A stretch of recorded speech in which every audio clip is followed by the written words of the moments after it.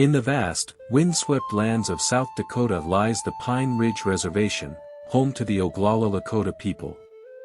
The reservation holds a history as rugged as its landscape, marked by tragedy, resilience, and deep spiritual roots.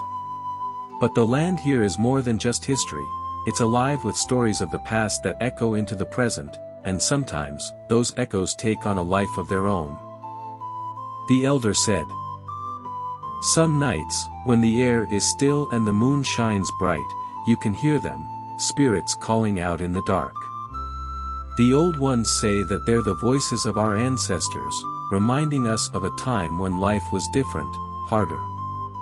But some believe not all spirits who walk this land have found peace. Jacob was one of those people. A young man raised on the reservation, he was no stranger to the stories. His grandmother would warn him about wandering too far at night, cautioning him about spirits who lurked in the shadowy places. But like many young people, Jacob had never experienced anything himself, until one late summer night, when everything changed. It was around midnight. I had just left my cousin's place after a small get-together. As I walked, I noticed something strange. The air felt heavier, like something was watching me. At first, I thought it was just the stories getting to my head. But then, the whispers began. Low at first, like the murmur of the wind, but soon they grew louder, and clearer. It wasn't English, it was Lakota, the language of his ancestors.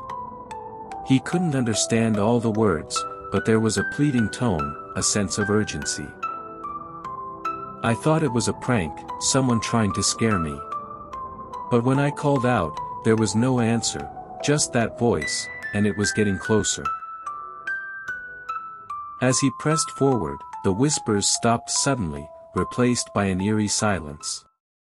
Then, he saw it, a shadowy figure standing by the old oak tree at the edge of the path. It was shrouded in mist, its form barely visible. Jacob recognized her attire, it was similar to the ceremonial dress his grandmother wore for special occasions. She stood still, staring at him, her eyes filled with sorrow. He took a step closer, but she vanished before his eyes, dissolving into the mist. Elder. I've heard of the spirit you speak of, a young woman who lived here long ago. They say she was a healer, someone who could speak to the spirits. But during a time of great suffering, she became lost, unable to save her people from sickness. Her spirit is said to still roam the land, searching for a way to heal what was left broken. The Pine Ridge Reservation has seen its share of heartache, from the infamous Wounded Knee Massacre to decades of poverty and hardship. Some say the land carries the weight of these tragedies, with spirits who remain tied to their past. These restless souls appear to those who wander too close, as if trying to share their pain, or perhaps, seeking redemption. Jacob. After that night, I started having dreams of the young woman, always standing by that same oak tree. In one dream, she spoke to me. She asked me to remember the old ways and to not forget where we come from. It was as if she was trying to guide me, or warn me. I still don't fully understand it. Elder. The spirits speak in many ways, through dreams, whispers, even signs in nature. Not everyone is open to listening. But for those who are, the message is often one of healing and remembering.